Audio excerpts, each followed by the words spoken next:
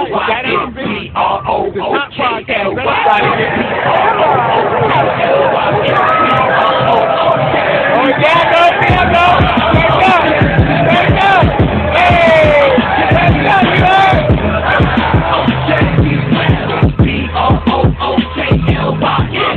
Yo, it's Big Fan Breezy with the Brooklyn Nets vlog, and I'm just pulling up just so we could discuss, this new coaching challenge. Now, the reason why I wanted to go over it is because I feel like the standings would be a lot different if the refs got it right.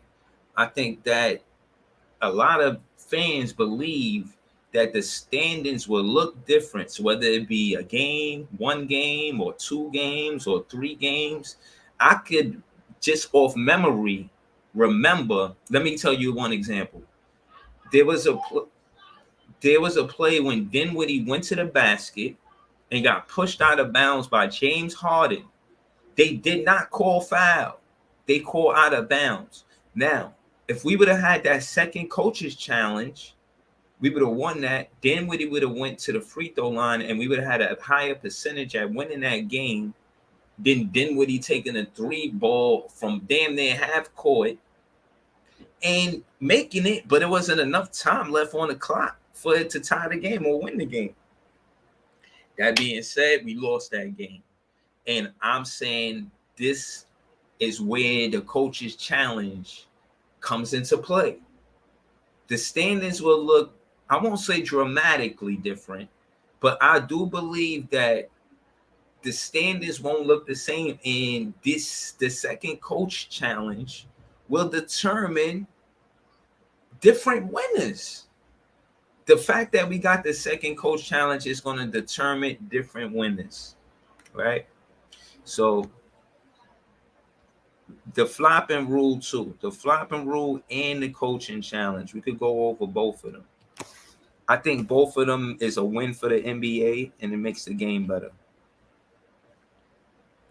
Las Vegas, it says it didn't take long for the NBA to go from experimentation to implementation, with the Board of Governors approving rule changes introduced only Friday with the start of the 2023 Summer League. So they tried it in the Summer Leagues to see if that's what we wanted for the regular season, and it's approved already. It's not even a week past, 6 days past, and they approved it already.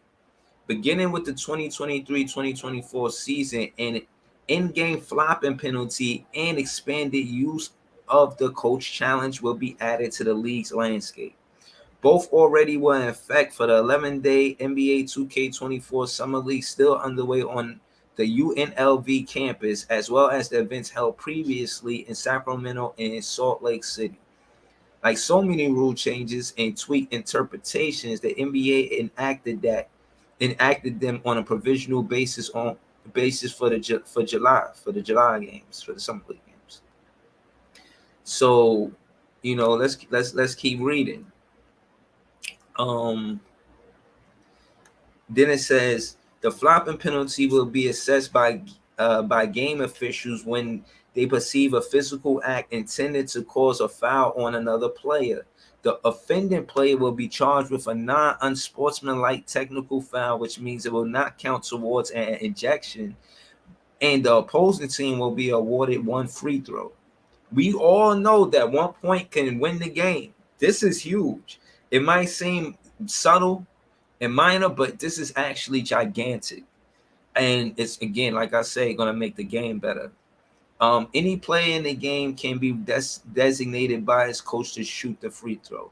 That's important. So, for instance, if somebody go in front of the clacks and try to get a flop, and it's considered a flop, and we get a free throw, Jacque Vaughn don't have to put Clax on the line. He could put Mikal Bridges, the one or the best free throw shooter we got on the Brooklyn Nets, to take that free throw. That's another huge thing that they did that I did not know until I just read this. This is gigantic. I like what's going on, man.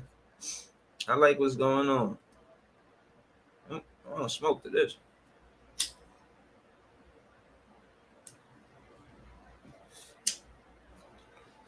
This is good news. Referees can call a flop during live play or at the next neutral opportunity to assess the penalty. It is possible that a foul and a flopping violation could be called on the same play. The rule has been adopted on a 1-year trial basis. Scrutiny of flopping has ebbed and flowed for years, but this is the first time the tactic officially is targeted for in-game penalties. I like this because two things happen. The James Harden, Trae Young thing, where you had the offensive player drawing the contact to kind of like draw the foul on the defender, and they were watching that. I think from last season or the season before that. So they've been watching that, and because of it, they get this.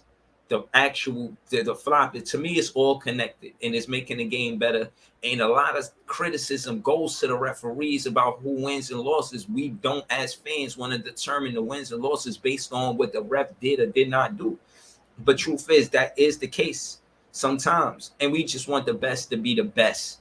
And with this, I would like to see them get accolades. I want to see the better referees throughout the regular season get the jobs in the playoffs and the finals. The referees who weren't on accurate with their call making, let them, they don't get the incentives or the bonuses.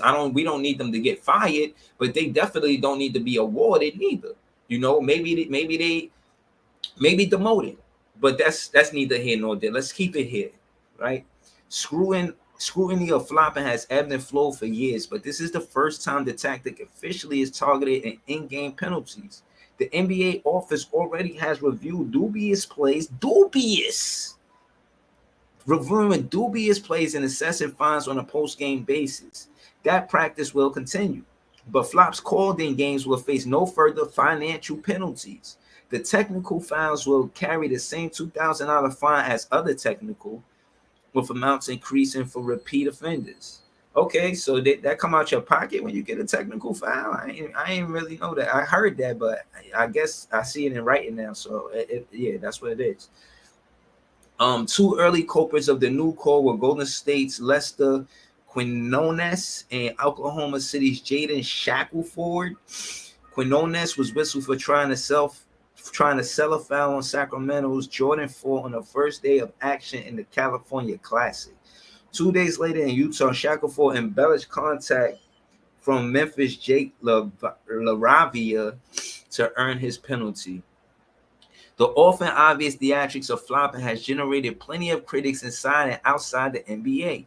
During the playoffs in May, Warriors coach Steve Kerr called for the league to legislate it out of the game. Okay, see, you get a coach like Steve Kerr making noise about it, then you know it's serious. There's been a lot of great defenders that get called for flopping, and I guess the credit goes to the great defenders from the referee when there is a situation like that. But with this new rule, I think even the better defenders are going to have to slide their feet and play better defense. You can't just implement flopping in part of your defensive tactic. Like, that shit is not it. Can't do that. But we gonna see. We gonna see. But I'm excited. So far so good. Let's see. The entire regular season is about gamesmanship and trying to fool the refs, Kerr said. It's up to us as a league. Do we want to fix this? Trying to fool the refs. I don't need competitors trying to fool the refs. I need them out there competing. That's what I need to see. A flopping violation will not be directly reviewable by coach's challenge. Though a referee could call it if noticed during a review for other actions. And there will be more reviews overall now that a team successful in its first challenge will get a second one in that game. I don't think that the coach challenge slows up the game. I think those reviews are necessary. I'd rather a ref take their time to get the call right, opposed to letting the flow of the game go because or whatever reason. Yeah, a flopping violation would not be directly reviewable by a coach's challenge, though a referee could call in a notice during a review for other actions, and there will be more reviews overall now that a team's successful in its first challenge will get a second one in that game. I like that. Previously, coaches have been reluctant to use the tool even on obvious wrong calls if they occur early in the game, preferring to have it handy for a late pivotal moment. Now they won't be penalized for essentially helping to get the calls right. To trigger a challenge, a team still needs to have a timeout available. You need that timeout. Got to keep your timeouts for that challenge. If successful, the timeout was retained. That still will be the case for a team's first challenge. But out of concern for game length and flow, any second challenge will use up the timeout regardless. The NBA competition committee, made up of players, coaches, executive owners, and referees, unanimously had recommended the new rules for the board of governors vote. Okay, so now that I read this, I want to show y'all something. You know what I'm saying? I want to show y'all something now that I read this. Shout to the two viewers that's there, man. Like, share, comment, subscribe, man. Appreciate you. So now let's see.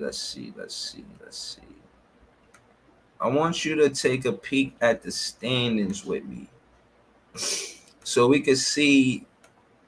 And what I was really looking for is the stat to see how many successful challenges there was last season. And honestly, it was hard to find, to keep it real with you.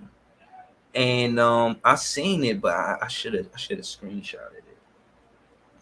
This is last year's standings in the Eastern Conference. You know, I'm a Brooklyn Nets fan, so we'll start there. Well, I could speak for the Brooklyn Nets. There is at least 3 games that I could. Well, one game I remember offhand, it was that Philly. It was like the third game that we played Philly, not the last one, but the third game. We almost beat them too.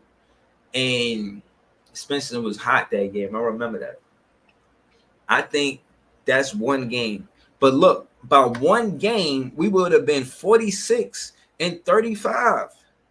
Now, that doesn't move the needle, but when you apply that same one game situation across the board, it can impact these standings dramatically.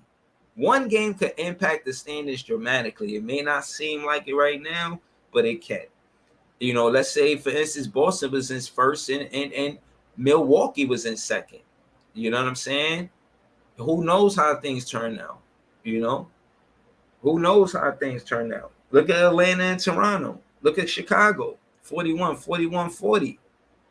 Who knows how things going to turn? Brooklyn and Miami. We could have been in 7th seed and had to face Milwaukee or some shit like that. You know what I'm saying? It's just a lot of different variables when you do that. You know what I mean? So that being said, I do look for the Eastern Conference to be tight just the way it was last season. You know, teams 2 games apart, 3 games apart, 4 games apart. So in the playoffs, 1 through 6, the biggest gap is 4 games apart between the 4th and 5th seed. The 1st and 2nd seed is separated by 1 game. The 2nd and 3rd seed is separated by 3 games. Again, 3rd and 4th seed, 3 games. 4th and 5th, 4 games. 5th and 6th, 2 games. 6th and 7th, 1 game. 7th and 8th, 3 games. 8th and 9th, same fucking record. 9th and 10th, 1 game. Chicago get 1 more win, they 41 and 41. This coaching challenge is this new rule, the coaches challenge, is going to be pivotal to the standings and what it looks like going into the playoffs. I personally love it.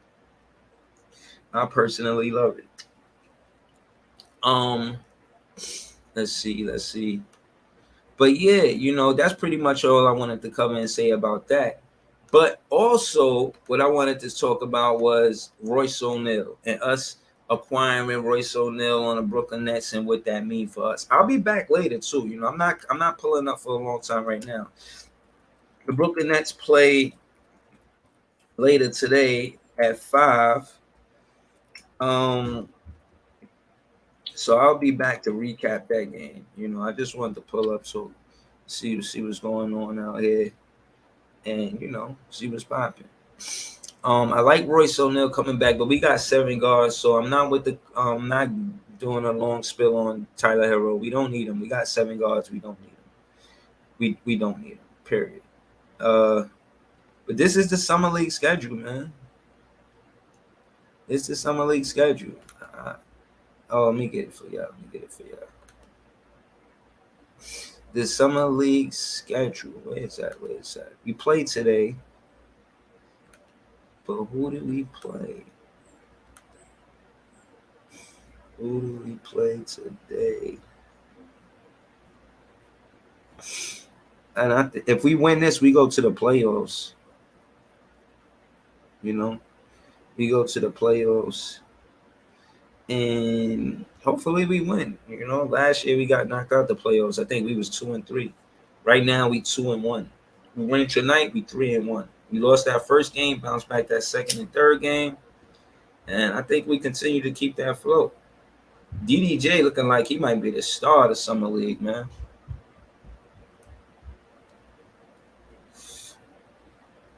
Like, he really played basketball.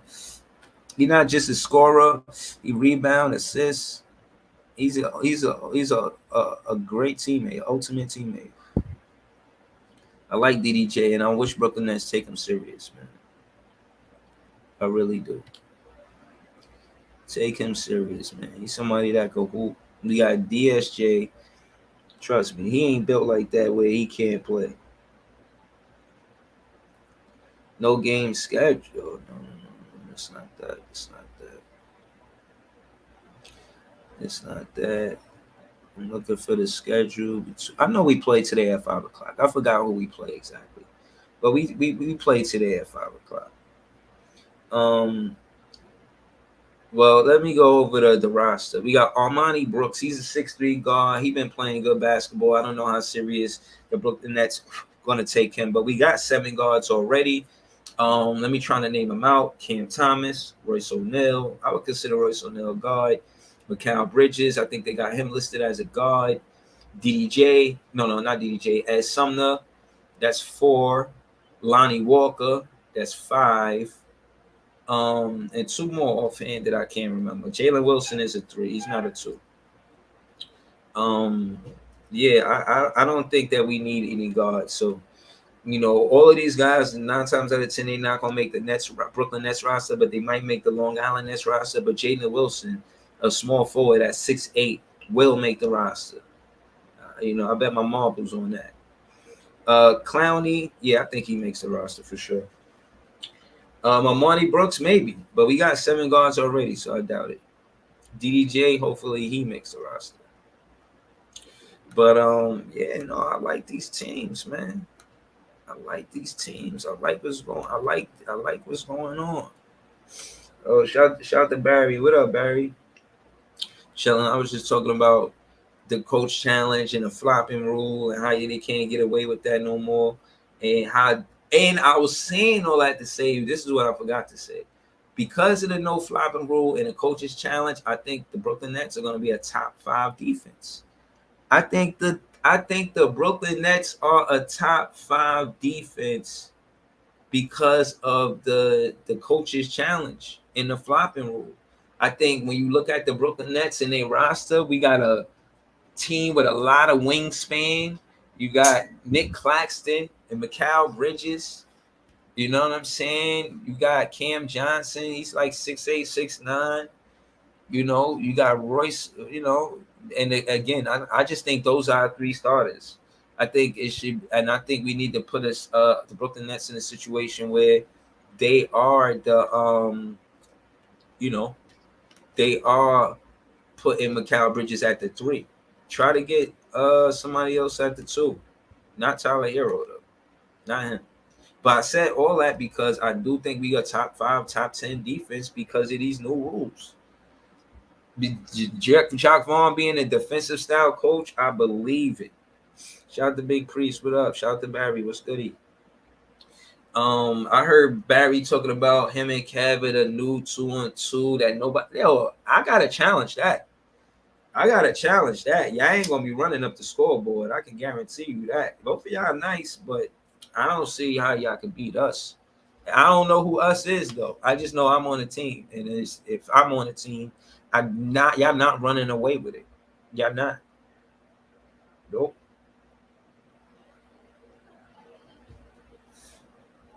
Who will be my 2-on-2 partner? Is it Lavish Life Cito? Is Lavish Life Cito gonna be my 2-on-2? Can we get will it be him? Who gonna be my partner, man? Who gonna help me hoop with Barry and Kev on the 2-on-2? Who? Listen, I really like the fact that we doing this on a regular basis. Well, I won't say regular. We do it twice a year, but it seems like we're gonna be doing it more than twice a year if we keep it up. You know. Barry said, "Yeah, we the best right now." I don't know if y'all, but shit, who did y'all go against? Top Fan Ty West and his guy. Who else did y'all play? Y'all played Top Fan Ty West, and that's it. I ain't play nobody else. Y'all beat one team, and y'all come on. Come on. I need more than that. I don't think y'all the best just because of that. I mean, who else is a 2-on-2?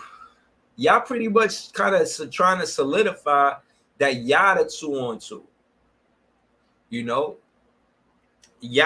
so when it comes down to 1v1s, everybody's representing themselves. But now when it comes down to 2v2s, you going out saying that you're tagging up with this Nick, you're teaming up with Kev, and y'all are 2-on-2 now. So now we gotta get 2-on-2s for the KBN fan game. BG and Kev is an official 2-on-2, correct? That's the 2-on-2 duo. That's your team. That's it. Now I gotta find a 2-on-2 guy to play with. Is it T-Time? I'd rather it be a Nets fan. Is it Top Fan Ty West? Is it Jaffe? Is it Brandon? Is it Jay? You know, who is going to be the Nets fan that plays with Big Fan Breezy with this 2-on-2? We want to know. Shout out to Reggie. Yo, what up? He said, you and Jaffe. Yo, listen, I never seen Jaffe play. I don't know what Jaffe can and can't do. And we ain't got no experience with each other. It's easy for you to say that. So whatever. You know what I'm saying? But listen, I know I can play. And ain't no way that you and Kev gonna be just scoring on me every time. I ain't no weak link. I play defense. You know what I'm saying? I play defense, and I can get hot from behind and knock down my jumpers. So don't do that. BG said, whoever you pick up, you still going what? Nah, I can't even say that, bro.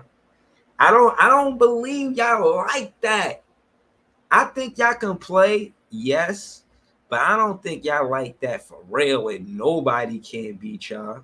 Y'all got some footage and shit, but man, stop. Word. Yo, what up, Reggie, man? He said, I heard you was talking spicy yesterday, Breezy. Oh, you got to be more specific than that, because I'm always talking spicy. You got to, which was it, lunch or dinner? Because I speak spicy all the time. So you got to be more specific and let me know exactly what you talk about. Barry said, all right, Barry. All right, we gonna see. He said, bruh, there's never a time where you was cooking me, ever. Even when I first pulled up on your show, I was going through the buttons and all of that. You was just hitting all of these buttons. I was ready for that. I was ready for that because my co-host was doing that shit on Reflex Radio.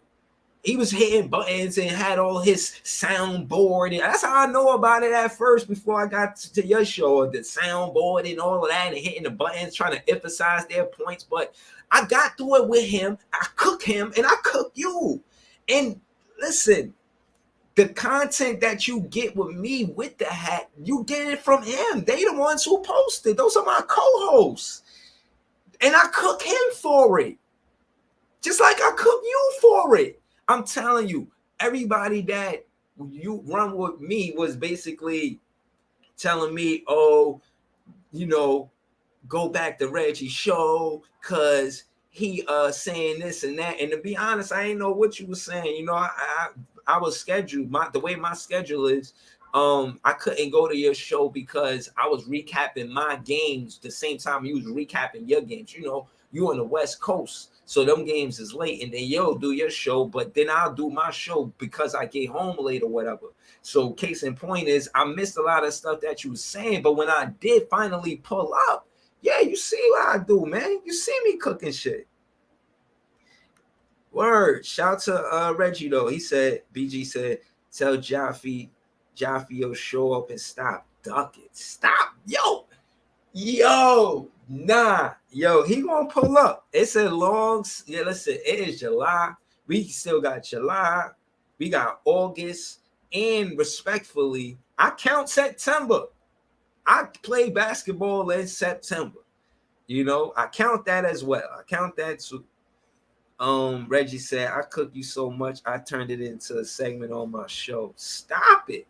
That segment on your show is one of the funniest things, funniest segments. Stop it. If anything, I helped the show. Not because, you know, they making fun of me. They just like the fact that you playing the clip, but they don't even understand the context of how it even got there. Like, I didn't just, like, you didn't play what you said and then play what I said. You know what I'm saying? Like, it's cool, but know all the time that when it comes down to coaching, it's always going to be 40-45% or more. Two, know there ain't no debate you're going to have, whether it be with LeBron, whether it be he the greatest and how he is the greatest, or I'm saying that he not the greatest. Bro, I could debate that too. We could debate whatever you want to debate, whatever you want to debate it. They got a whole show called FYF Sports Debates where you get 2 minutes to have a round, then you get a round, then you get a rebuttal round, then I get a rebuttal round. We could take it there to the square, go to FYF Sports Debates, and we could debate there, an official debate show about sports. You don't want smoke with me. I guarantee it. He said, it's levels to fanhood. You funny. Oh, man. He said, BG said, how he doing all that talking, but don't show up. Now see season why he's Simmons fan. LOL. Wow. Okay. Yo, he going to see all of this, and when he do, you ain't gonna be able to back out of that basketball whooping he gonna have for you, Barry. Yo, what up, the locker room? Yo, Breezy, you can hear me? Yeah, I can hear you clearly. All right, Breezy. What's up with you niggas keep challenging me to a debate, man? There's no debate. I mean, it's a show called Young Zimbabwe. Like, why y'all keep trying to call me out to go on FYF? What are we debating about?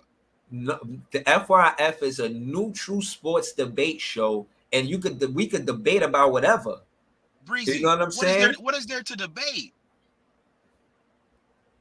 Whatever. I mean, if you're gonna walk around talking about you cooking some and you smoke, and it's the smoke show, that's when you take it. Yeah, so you pull up to the smoke show for the smoke. What we going to FYF for? No, but what I'm saying is it's an unbiased chat, an unbiased audience. And if there was a real debate you want to have, I could pull up to your show, have the debate, but I seen you've been cooking Dreamers Pro for like 2 weeks. So I just, I just left it at that. I mean, shit, you want to be next? Bro, I don't do what Dreamers Pro do. Whatever you saying about Dreamers Pro, and I seen him before. You know what I mean? And trust me, me being next, that's not what you want, man. I'm not that guy. I'm not that guy you're gonna call out on the internet and have basketball debates about, like, yeah, you might get away with calling me names and making like funny posts and shit like that, but just us talking basketball, like an actual basketball debate, it is no fucking way for 2 weeks you could call me out on a basketball debate and I don't pull up. Me personally, I don't see why Dreamers Pro ain't pull up to your show. You know, I honestly think he fronting. For him to pretend like he don't know who you are after you done put him on Front Street for fucking weeks, I don't know. He might be shying away from the smoke because he don't want no smoke. What could I say? But I want smoke. You know what I'm saying? I'm ready for smoke. I'm not Dreamers Pro. Like, I'm not these guys. I told you, I am the neighborhood cook. When you go to that hood and then you ask somebody, yo, well, you know where I could get a good sandwich? And they point you in the right direction to where everybody in that hood, that neighborhood know that this is where you get the best sandwiches. It's me in there cooking vloggers all the time. That's what I do. So case in point is I get into hoop talk and it be basketball. I don't just be trying to quote unquote cook shit or smoke shit. I really be trying to talk basketball, but your show is called the Smoke Show. Like, what am I? That's what you're doing there. If you're not doing that, then what's happening? I mean, listen, Breezy. You know we talk basketball. You know this is we a basketball channel. You know what I mean? So, all right. So let's go with Phoenix then, and because Barry in the chat, and Barry is a KD fan. He's not he used to be running with me, you know, I mean, not me, but running with the Nets. And then KD left, so he rocked with me. He still pull up. We cool for real. But he's a KD fan. He's rooting for Phoenix. So I kind of want to hear y'all. I kind of want to debate both of y'all. Because I want you to have the same energy with Barry that you try to have with me when you try to call me a fanboy. Call Barry a fanboy. I did call Barry a fanboy. What you mean, call Barry a fanboy? I call him. Okay. But my thing is, he honest too. He tell you, y'all, I'm a KD fan. Like, and I gotta respect his handle because in practice in the park, he the only one that got KD signed jersey. Like, he got a signed jersey. Like, that's his favorite play. He came to Brooklyn, and this is what I was saying about it. The levels to it. It's not that I'm disrespecting fanboys. It's calling it what it is. You are, in my opinion, it's an opinion, classified as a fanboy if you're only a fan of a player. If you're a fan of a team, and regardless of the up and downs of that team, you're a fan of that team, that's fanhood. Like, you don't give a fuck who is in and off that team. You care about the well-being of that team. Even the GM and the owner, the same way the Knicks might call out Dolan, or the Clipper fans might call out the guy who says some racist shit, or anything along those lines and stuff like that. Even I think Phoenix had a situation and now they got new owners. My point is that whatever's going on with the team, you consider it like, yo, you know, you're not good for the team, regardless if you're a player or whatever the position. Shit. That being said, that's what I'm saying when it come down to fanboy or fanhood, or, you know, but I respect it. I'm a big fan. Everybody not a big fan like me. Some people, you know, they fans, but they casuals. They on some cool shit. They just casual about it. Everybody not the same level of fan. That's a fact. It is a real fact that everybody not the same level. And like I said on the show a few weeks ago, don't even put me in the fan category. I'm an ambassador, right? So you got the name Big Fan Breezy. You're a fan. That's a fact. Don't put me as a fan. Put me as an ambassador. It's levels, like you say, Breezy. It's levels. No, it is. I'm not a fan. Don't classify me from here on out as no fan. I'm past fanhood, Breezy. I'm past fanhood. Okay. I'm an ambassador. Okay. That's funny. Like, I respect it. I put that in my bio. Exactly. So make sure from here on out, don't even refer to me as a fan. Fanboy, fanhood, none of that. It's past fanhood. Fanhood is niggas that turn on the game and once the game over with, they go in their bed and they go to sleep. Right. That's a fan. Right. This deeper than fanhood, Breezy. Okay. All right. So let me ask you. So when you say it's deeper than fanhood and you're an ambassador, you're an ambassador for. Be specific. You're ambassador for who? For the Lakers, nigga. Why you playing dumb, Breezy? Cause you say you're gonna vlog on the Phoenix Suns too. So I'm just saying you're ambassador for them too. Let me ask you this. Let me ask you this question, Breezy. Who's Stephen A. Smith's team? The Knicks. Okay, so do he only talk about the Knicks? No. Okay, then there's your answer. So stop. Don't even. So like I said, Breezy. I see you trying to be slick. You trying to imply certain things. Stop. But right? Listen. But he not a good. He not a good example. Well, Reggie. Respect me, Breezy. I respect you, bro. Yeah, I called you a fanboy. You thought it was out of disrespect. I don't disrespect people, bro. Like I'm saying, but the more serious thing you should take from that is that it is levels to being a fan. And I think that's where we could move forward amicably because I think we agree there. There are levels to fans, man. Some people care more than others. Some people speak the game and talk the game. You know, I've been criticizing the coach sometimes. Sometimes I criticize the players, the refs, everything. But my thing is why is niggas even questioning it? That's my issue. Cause you know what's funny, Breezy? I got a dude that calls into the show, right? Mm-hmm. And the dude is actually lives in Alabama, right? Okay. And he's a fan of he claims he's a Warriors fan, right? And then he also claims that he's also a Lakers fan too. So my whole thing is, Breezy, wait a second. How the hell you a Warriors and Lakers fan, but you never even lived in California, whatever. But that's just how it is. I'm sure in Brooklyn where you live, right? Yeah. There's when the Lakers come to town, there's hella Laker fans, right? These niggas ain't never lived in LA. No. I didn't actually lived in LA. You know how many niggas? Okay. You know how many niggas that watch my show that's from DC, from fucking Florida. They ain't never even been in LA, and they Laker fans.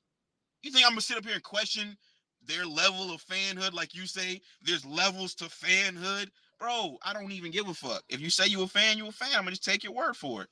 I didn't question you when you called into my show last year.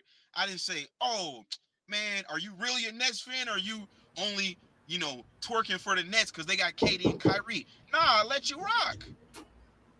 Yeah, nah, I look. I'm gonna let you know. Give me a second.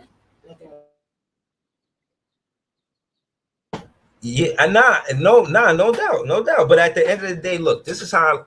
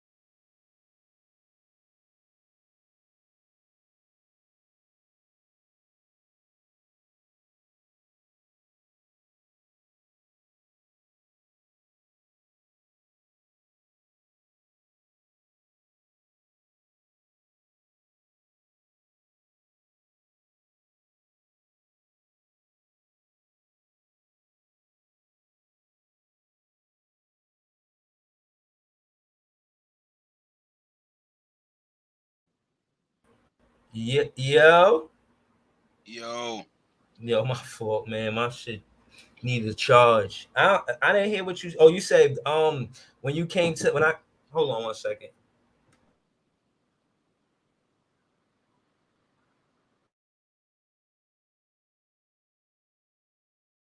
Yo, my fault. Nah, you was saying when you came to my show, you let me rock, bro. I was on it like that because you the one who said, yo, I wanna what you say? You said I wanna see where your energy at in April. And I told you then, yo, it don't matter what happened with the Brooklyn Nets. Even if we don't go further than what I said, I'ma still be a fan. You remember I told you that? Right. But what I'm saying is that I never questioned your fanhood. That never came into question. Now, like I said, Breezy, you're a Nets fan, right? That's a fact. Okay, so are you gonna act dumb and act like, y'all didn't gain a whole bunch of fans when y'all signed Katie and Kyrie? Yeah, we did. Right. But that wasn't me. I know it wasn't true, but I'm saying though. So let's not act like that's not what niggas do. Like you said, KD goes to Phoenix. Where Barry going? He going to Phoenix, right? That's what niggas do. That's true. This is the NBA. Like, it is what it is. We're not. It's not the '90s no more, Breezy, where players stay on one team their whole career, right? Well, the main superstar players, they stayed on one team their whole career, and then people just stayed fans of that team. No, that's not how it is now. Niggas is moving every fucking year. Kyrie done went from Cleveland to Boston to Brooklyn, now Dallas. Right. Like, right. No, but how do we view that? I was having this conversation last night. Like, the only time you really seen players or thought of anything like that was the All-Star game. Like, what if? Oh wow, look at how nice they are together. What if? And you got the what ifs because of the All-Star game. And I feel like that's where the players probably started generating that kind of mentality. Like, yo, what if we made this real? And instead of just happening one time a year at the All-Star game, it happened when we won it. We the ones who got the power, this, that, and the third. You know what I'm saying? I'm thinking like maybe that's where they started building those relationships. And then also with the Olympics.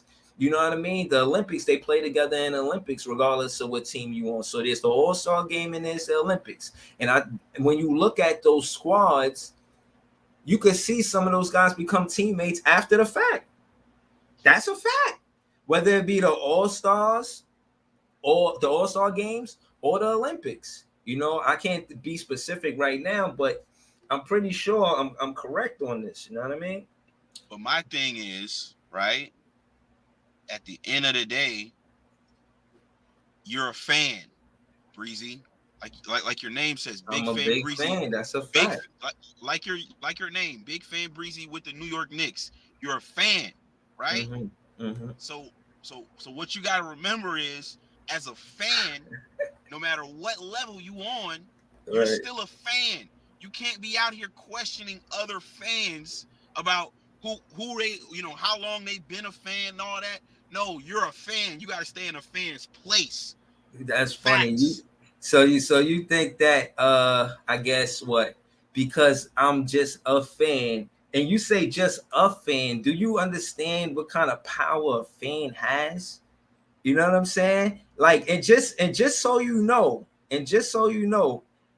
because a lot of people like to say a lot of things after a lot of other people said it and not give credit to those people. So I just want to let y'all know something real quick.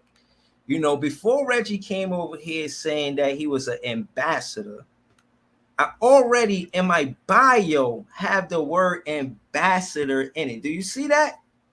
You see that right there? Hold on, I just want you to see that. Hold on. Brooklyn Nets blogger and slash ambassador. So I just want look. Hold on. So I don't want you to. I see it. Oh, okay. I'm telling you right now, my hands to God, if I'm lying, may you strike me down dead right now. I've never seen ambassador associated with your name. Big fan Breezy. Bro, my hands to God. Bro, it's on my bio right here. Breezy, Breezy. When I go on your channel, I'm subscribed, so it pops up on my subscription feed. I never actually click on your actual channel and read. I've never read your bio, Breezy. I know you didn't. But this is why I understand. Look, I got 369 subscribers. Nobody knows about me. You know what I mean? Like, I'm out here. But you're trying to insinuate that I got the ambassador from you, and I'm telling you right now, may God strike me down dead. I've never even seen the word ambassador associated with your name. No. That's you thinking. That's you perceiving it that way. You just said niggas be taking stuff and not giving credit. No. I said that, but I wasn't implying it to you, because if y'all heard me say it, I don't want y'all to think that I got it from Reggie.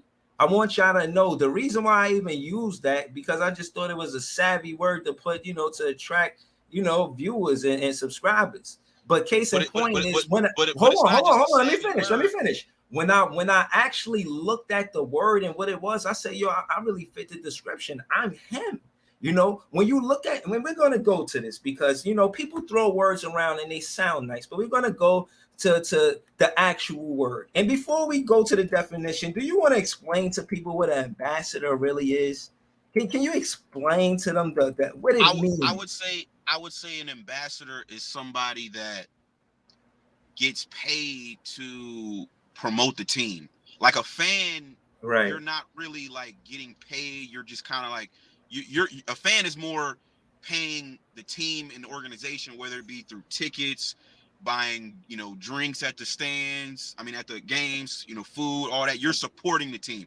An ambassador is somebody that's getting paid to promote the team. You see what I'm saying? It's a little bit different. It's a different level than being a fan.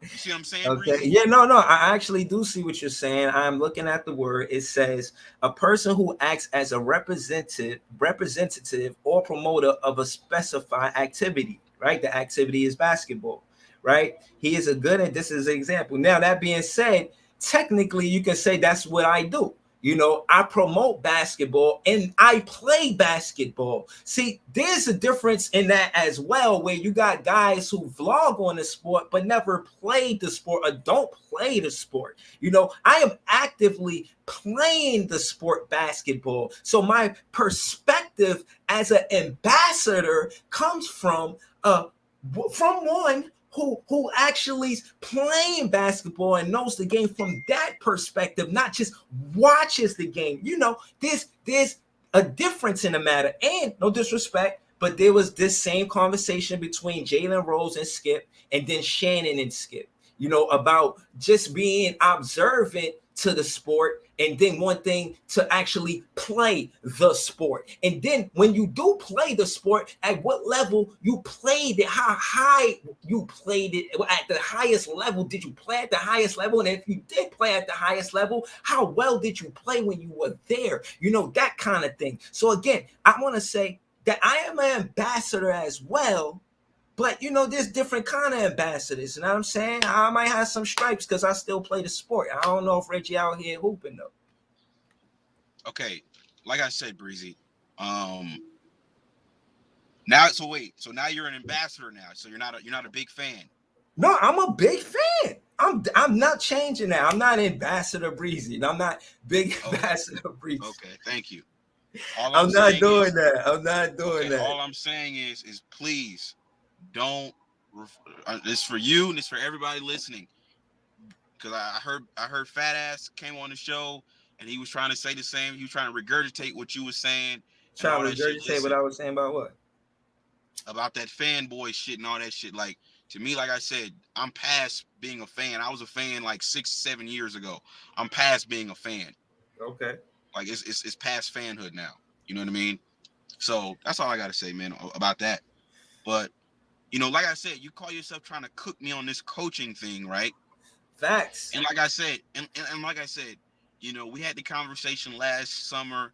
I said coaching was about 15 to 20%. Yeah. And to be honest with you, Breezy, you know, my issue with Darvin, really, it's not that deep. You know what I mean? My biggest issue with Darvin is him getting the starting lineups correct. That's really it. You know what I mean? So what kind of percentage you put into that? Just right there, just slowing it down. How important is it for the lineups? It's only 15%? Or would you consider that more? Who gets minutes? That's pretty big. It's more than 15% big, you know? That's what I'm saying. Like, he decides so what who percentage, gets minutes. You said 50, right? No, I didn't say 50. I said what percentage you say? Far as the roster, well, okay, let me explain my answer before I give you my answer. I think the lineup is important far as chemistry, cohesiveness, who's on a lineup together. You know, this guy starts because this guy starts, but if this guy's not in the starting lineup, he's not in the starting lineup because of chemistry, right? And cohesiveness. They gotta decide that. They gotta make that decision. So that being said, that's important. That's more than 15% for me as a fan. You know, so case in point is the right guy should start because 65% of the wins that happens for the most part in the NBA starts when you win the first quarter. This is a statistical fact. 60% or more. You know, case in point is hold on. Yeah, case in point is when it come down to the starting lineup, you start good, you end good. And it's also consistent with starting the second half as well. So that being said, it's how you start, and you get that based on who the coach decides to put in the game first. And most times the starters get the most minutes. There's rare occasions where, you know, maybe a Jordan Clarkson or maybe a Manu Ginobili or somebody great off of the bench will get more minutes than the actual starter. Or most times that great player matches the minutes. They just don't start because they figure, you know, for strategic reasons. You know what I'm saying? So, yeah, I'm giving all of this decision making more than 15% for the coach. His responsibility is not just 15%. You know, it wasn't supposed to be light work for Darvin Ham to come in there. He's supposed to be, you know, sought after because of his experience prior. You know, and that was okay. Be... But the one thing that we can agree on is that number one, he didn't do because we was in the Final Four, last 14 standing. I think me and you can both agree, out of the last 4 coaches standing, he was the worst one. I don't know, man. It's looking bad for Darvin. I'm gonna have to agree. Hold on. Mike Malone, Eric Spoelstra, Joe Mazzulla, and Darvin Ham. Yeah. He was the worst one. Yeah. So I mean, him or Joe Mazzulla. Not because Joe won games. Joe better than Darvin Ham. Okay. Yeah, I'll give you that. You got it. Joe won games in the conference finals. Mm-hmm. He was a Jason Tatum foot injury away from actually completing the greatest comeback we've ever seen in NBA history. If Jason Tatum don't roll his ankle, I believe they go ahead and come back from 3-0 against Miami. But he rolled his ankle, so this shit didn't happen. Yeah, no doubt. So like I said, when niggas say you making all these videos about Darvin, I'm making all these videos about Darvin because it's obvious he was the worst coach when it really mattered. Right, but that's what I'm trying to tell you. He's more than 50% of the reason why y'all lost. He's more than 15%. Okay, so what percentage would you say? Shit, I'll be honest. I didn't follow the games the way you did with the Lakers and see them get swept. Like, I didn't watch the games like that to say that. And I didn't see who started. I knew Rui was getting busy, and I knew Reeves. I heard his name a lot, and I seen the highlights, and it was big talk about how y'all got to the Western Conference, and it was because of Rui and what Rui was doing. And I think Lonnie had one great game, you know what I'm saying? He was on fire, and he was on part of the reason why, you know what I'm saying, y'all advanced too. And I'm glad we got Lonnie Walker, but not to shift the conversation, but go ahead. I'm listening to what you said. You're basically saying that you agree with me, I guess, you know what I'm saying? That coaching is worth more than 15%. Yeah, I would change my stance on that. I would say that's fair. I would say it's more than maybe 15, but I wouldn't go as high as to say like, which I don't know. You said like 45, 50. I wouldn't go that high. We can meet somewhere in the middle. Shit, where? So what about? All right. So let me ask you this. Let's before we get into the number, let me make my debate. And this is where I would take FYF Sports to say, oh, yo, you know, he said 15%. I said 40 to 45%. Let's do it. So case in point is Mike Brown. Like, yes, I'll agree that the roster on the Kings is phenomenal. They got a dope roster. You got Fox, you got Sabonis, and others, Malik Monk and De'Aaron Fox got chemistry because they play college basketball together. So case in point is you see that in their game in the NBA. That being said, I feel like, yes, you're going to get that chemistry, but you need a head coach, and he's doing more than 15% to help the Sacramento Kings being the second seed. You know what I'm saying? Or whatever seed they was going into the playoffs. You know, they ain't make the playoffs in seed like fucking a decade, bro. Almost 2 decades.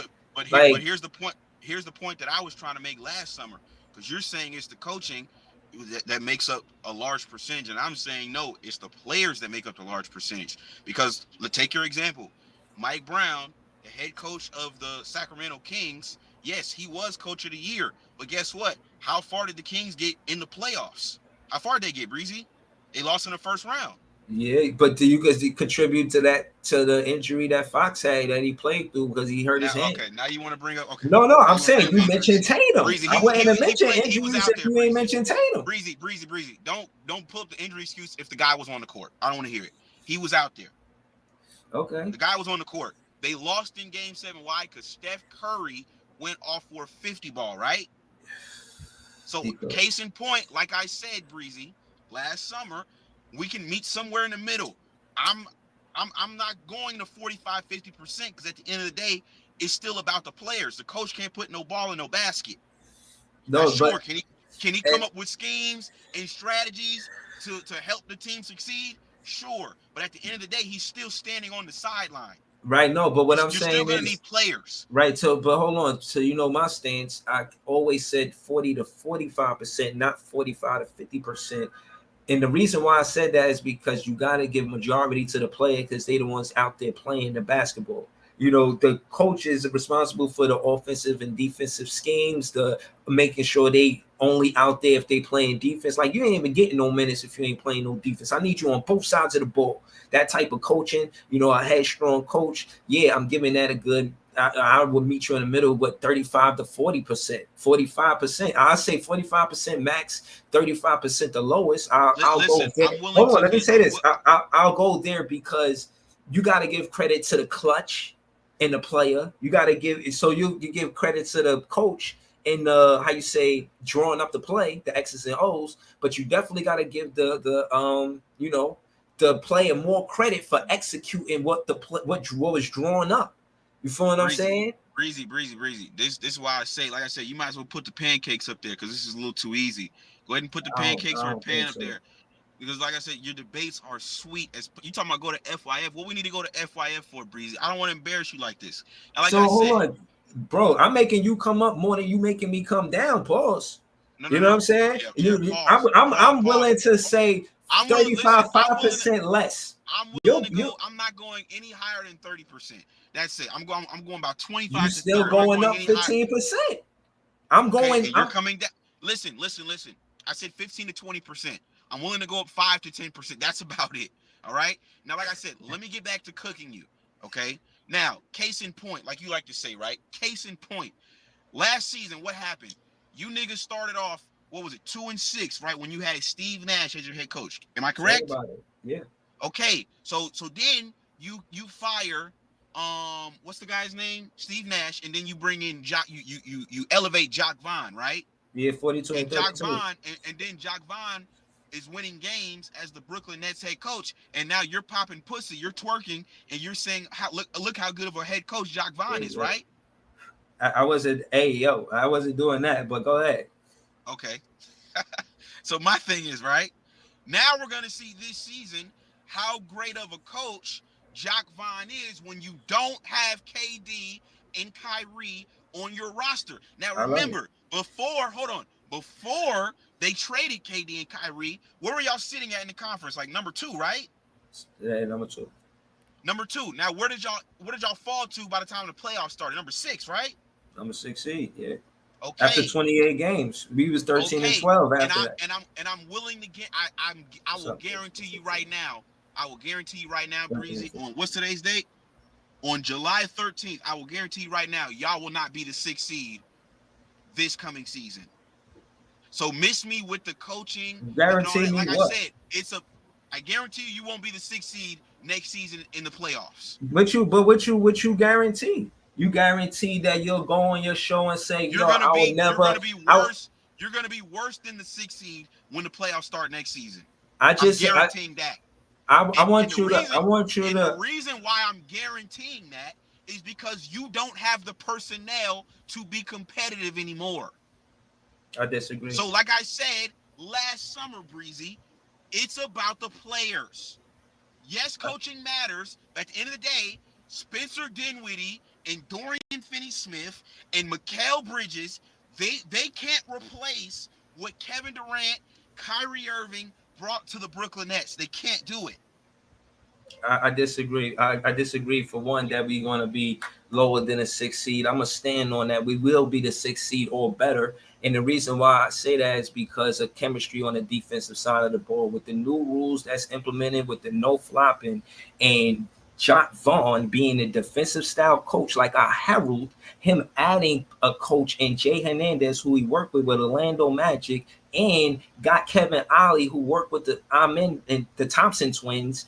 And on top of that, we got another assistant coach that came from Phoenix to work with Cam Johnson and Mikal Bridges with their chemistry. Shout to him.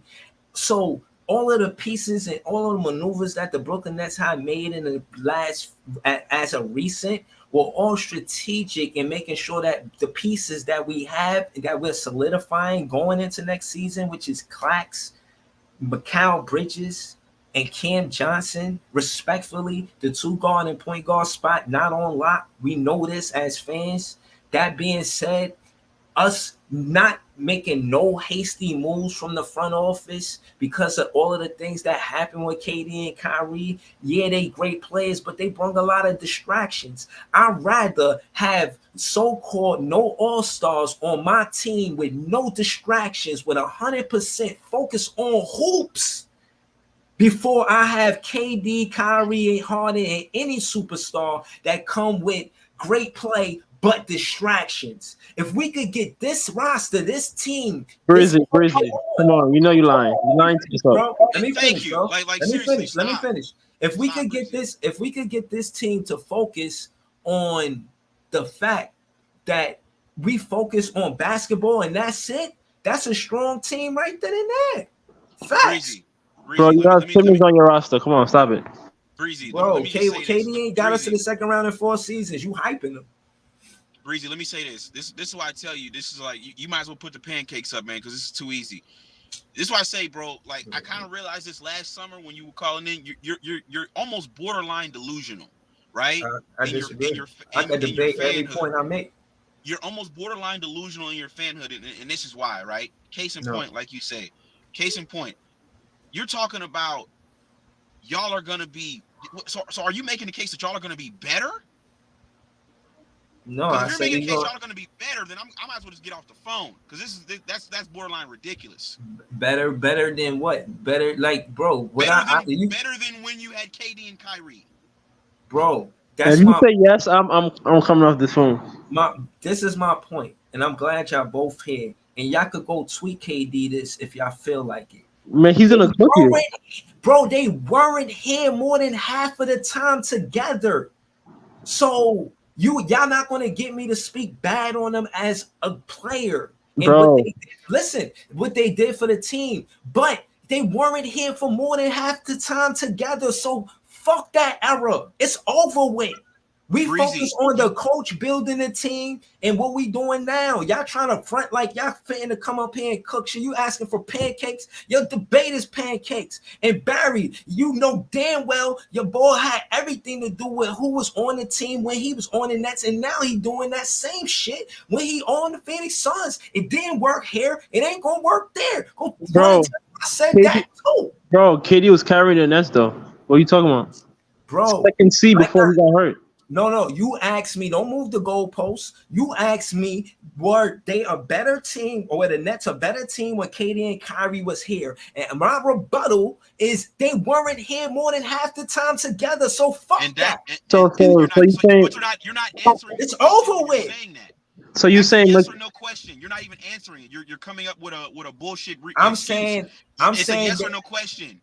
I'm saying at the end of the day, for them to be teammates, they fucked our team up, bro. They didn't play over 100 games together in 4 seasons. I'm saying, yeah, we a better team focusing on our team right now than dwelling in the past, bro. What you want me to say? You want me to say, oh, yeah, when they were here, they were so great. They were great. Yes, they were great. I'm not taking that away. But y'all trying to skip the fact that, yeah, they were great. I'm with y'all. Yes, they were great when they were here, but when you look at when they were here and how long they were here, that shit overweighs what the fuck y'all talking about. No disrespect to y'all debate, but bro, it is what it is. Out of 4 seasons, they played less than 100 games together. What are y'all really talking about? So you saying Mikal Bridges and Cam Johnson is better than KD and Kyrie? Bro, That's what you're saying. That's what you're saying. Listen, I'm saying it's very possible. Okay, Breezy. You lose me now. Listen. I'm saying availability is better than all of this other shit that y'all want to talk about, far as the individual things that Kyrie and KD can do, and the fucking accolades. You forgot when they weren't here, bro. Like they got these accolades when they weren't here. Kyrie won a championship when he wasn't here. Like, what do y'all want me to jock these niggas? No, it's over with. They're not on our team. It's over. The crazy part, you wasn't talking like this last year when KD and Kyrie was on the team, though. But it's all right. And bro, it was fuck the same, that, man. It's over. It's over.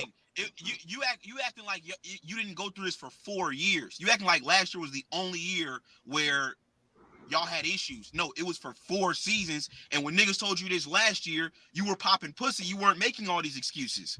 But now that they're gone, now you want to make all these excuses, but it's fine. All I'm saying is, Breezy, is when you look at the Nets roster. What I said, you would have heard me clearly, bro. I wasn't. Hold on, Breezy. Let me finish this point. when this is why I say you're borderline delusional. You have nobody on this team that's even close to KD. That's even capable, not even close to KD. That's even capable of being an all-star next season. So if you think that you're gonna disagree with that. Okay, who's got the potential to be an all-star next season, Breezy? Mikal Bridges. Okay. Mikal Bridges, man. And that 28 game sample size, he played like an all-star. And I think he could do more of that. He played like Kyle Kuzma, Breeze. How many points did he average? And when he was here, like 25 plus. I think 28 to keep it real. Since he got traded to the Nets, he averaged 28 points a game. Yeah, man. Nah, you didn't sound confident about that, Breezy. Bro, he was hooping. It was over 25 points for sure. Nah, you gonna have to pull that up, Breezy. I didn't believe your answer. No, I think it was like 25. It was like 25. Yeah, he was hooping, man. You live in Phoenix?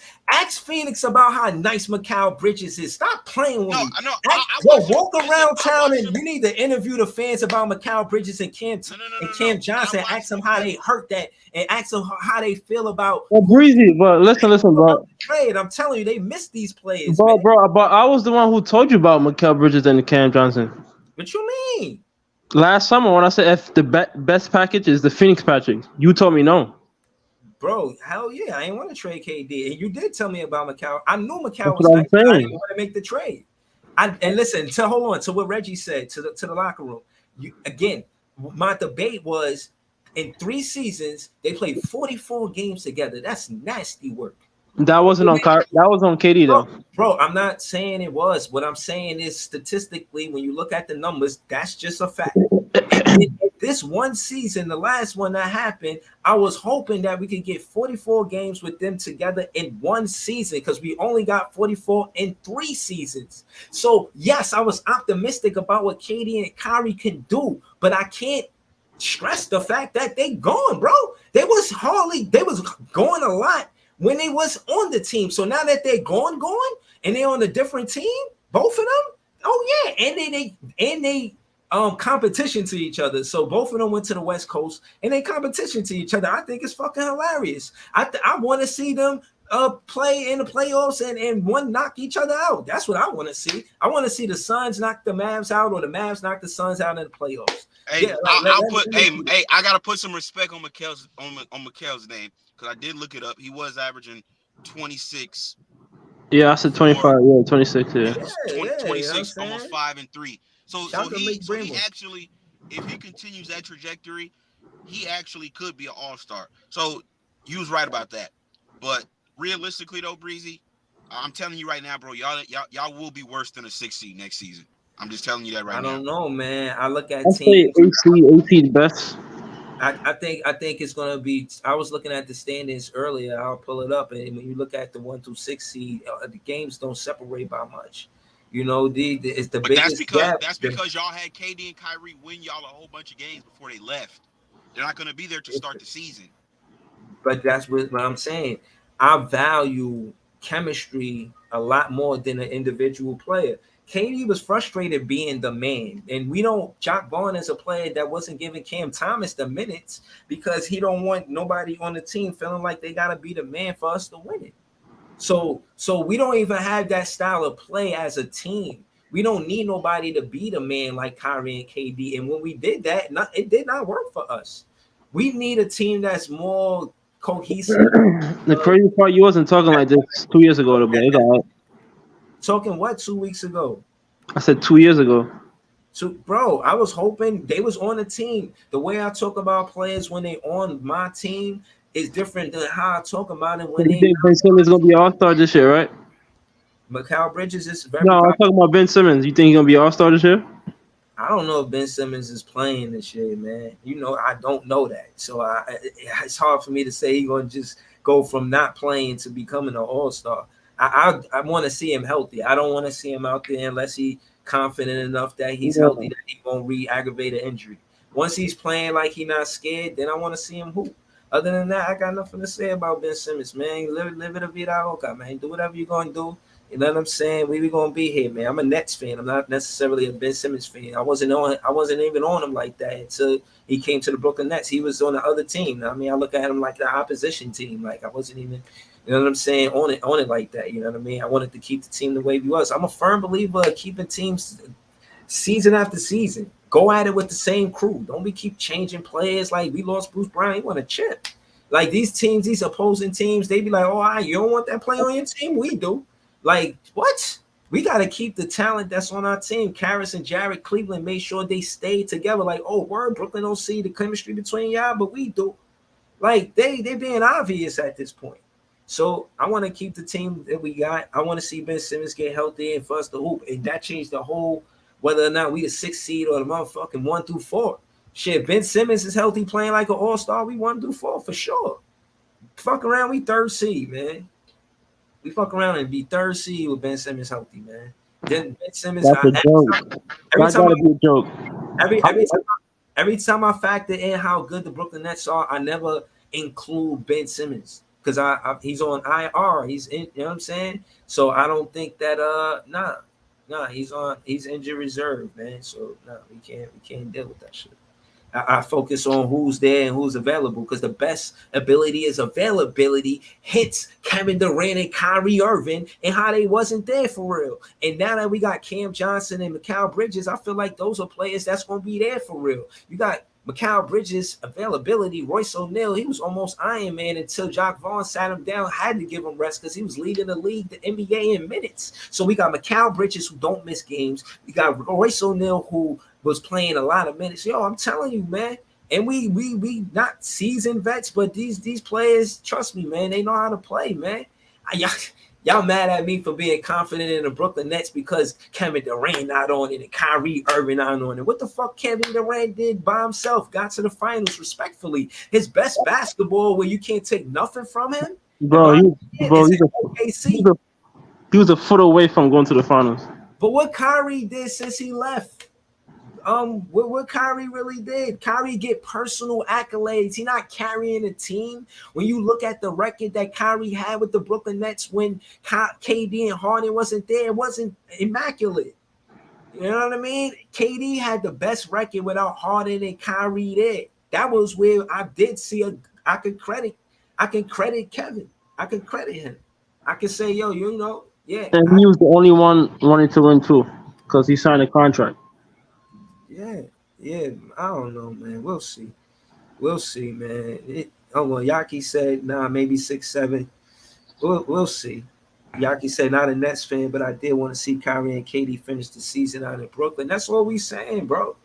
We just, you know what I mean? Give us one season. Damn. And y'all should have paid the man. Bro, we got to pay him after him missing 4 seasons? Nah, you deuces. Well, then you lost him then. Fuck it. We ain't lose. We got Cam Thomas, man. Okay. Lee Bremer said, I'll be honest, Breezy. The Nets been getting the short end on a lot of these trades in the past decade. Y'all gave us Boston, Jaylen Brown, and Jason Tatum, and lost Kyrie and KD in one season. LOL. I can't laugh with you there, Brody. But what I will say is that I think the fact that now we pass all that and we learn from that, and Jacque Vaughn's seen a lot of that. You know what I'm saying? Jacque Vaughn's seen the whole thing with KD and Kyrie, and he's seen the era with Atkinson. Him having all of that plethora of experience, him being a student of the game and being not having a stellar career, in Orlando, and saying, I'm gonna take all of this assistant coach experience and have 6 seasons of assistant coach experience, and take that and now really have a real like y'all said, we're gonna see what happens now. I agree with it. We're gonna see him get a crack at it. We're gonna see him get all of this stuff like that. You know what I'm saying? Like, I believe in what we doing. And Jalen Wilson is a steal. You heard it here first. 51st pick. Kansas alumni with JV. He gonna get minutes. He gonna be in that rotation. Y'all think we down bad, man? Y'all just gotta wait, man. It's July. We in the summer league. We play today at 5:00. I'm gonna be back for that. You doing something later in the locker room? Nah, man. Okay, you ain't covering the summer league? No, I don't even get in the summer league, Breezy. Okay. Yeah, Kevin Durant probably don't want no rookies. You know what I mean? He probably gonna draft an all-star.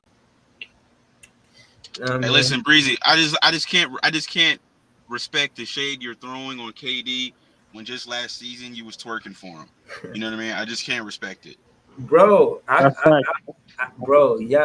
you factor in me twerking for KD. I don't twerk for no man, for one. For two, man, KD is a great player, but he wasn't here a lot of the time. What are you talking about? He's working there. And the conversation about KD is not the same conversation with KD and Kyrie. I wasn't necessarily talking about KD. I was talking about KD and Kyrie as a duo, and why we shouldn't miss them as a fan base. Like, we just ready to move forward. We good. You feel what I'm saying? Hey, listen, I will say this though, Breezy. Y'all do have a deep team. I will say that. You know what I mean? I do like the team, but yeah, when y'all don't have, like, it's not championship. It's not a championship caliber roster, but in the regular season, can y'all be competitive and win some games and make for some interesting basketball? Sure, but when it comes to like championship aspirations, things like that, nah, y'all, once KD and Kyrie got traded, man, that was the end of that. You know what I mean? They only got us to the second round, man. You ain't said nothing slick to a patch of ice. I mean, I think, and we got swept twice with KD and Kyrie on the team. How I'm supposed to feel about that? Like y'all not saying nothing for real. Like, you know what I'm saying? Like, KD and Kyrie got swept together in the playoffs. So yeah, Barry, you can run to the valley. Yeah, but did they have chemistry? Kyrie didn't play the whole season. What are you talking about? Bro, you see that? And who was the coach? Who was the coach? Right. Look at what the locker room said. He said, if Tatum don't get hurt, they pull off one of the biggest comebacks ever in the playoffs. You said that in the locker room? Yeah. So I'm saying that to say, when we was down bad, down 3-1, Kyrie looked defeated. Like, yo, it's over with. We don't need that type of energy, bro. And KD too, he had a bad game. Bruce Brown had a better game than him. Okay. Who was the coach though? Okay. Thank you.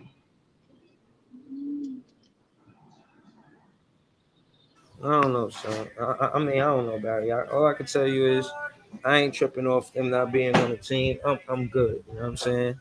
I think we good. You know what I'm saying? But